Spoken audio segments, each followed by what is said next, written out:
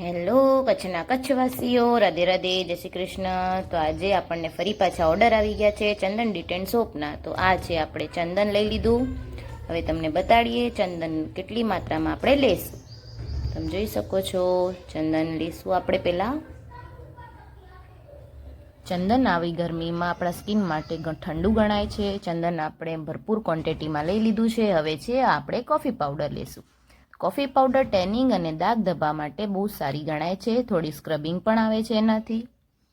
હવે આપણે થોડુંક હલ્દી પાવડર લઈ લેશું। હવે આપણે લઈ લઈશું રાઈસ પાવડર। તો રાઈસ પાવડર તો તમને ખબર જ છે સ્કિન માટે કેટલું ગ્લો આપે છે।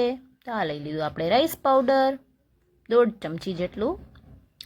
હવે આ છે કેસર, તો એ પણ આપણે એમાં મિક્સ કરશું। તમે જોઈ શકો છો આ પાવડરની કેટલી ક્વોન્ટિટી છે। આપણે ભરપૂર માત્રામાં ક્વોન્ટિટી રાખેલી છે। ચંદન, કોફી, રાઈસ બધું મિક્સ કરેલું છે।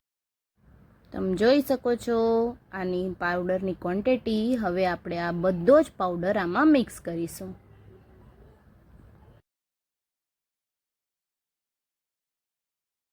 હવે આપણે આને 2 મિનિટ ફરીથી ગરમ કરીને સરખું મિક્સ કરીશું, જેથી આ આખું બરાબર પાવડર મિક્સ થઈ જાય।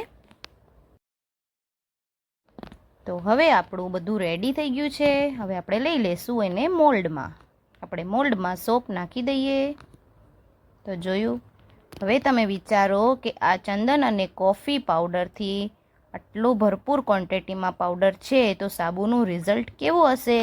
તો જોયું। હજી તમે રાહ શેની જુઓ છો? આપણે ચંદન ડિટેન સોપ રેડી થઈ ગયા છે। તો ફટાફટ ઓર્ડર કરો, ટ્રાય કરો અને રિઝલ્ટ જુઓ। તો આજે આપણે જો ચંદન ડિટેન સોપ સાથે રાઈસ સોપ અને કેસરુડા સોપના પણ ઓર્ડર હતા, તો આપણો સ્ટોક રેડી થઈ ગયો છે। તો તમે પણ ફટાફટ ટ્રાય કરો। Thank you so much, bye bye.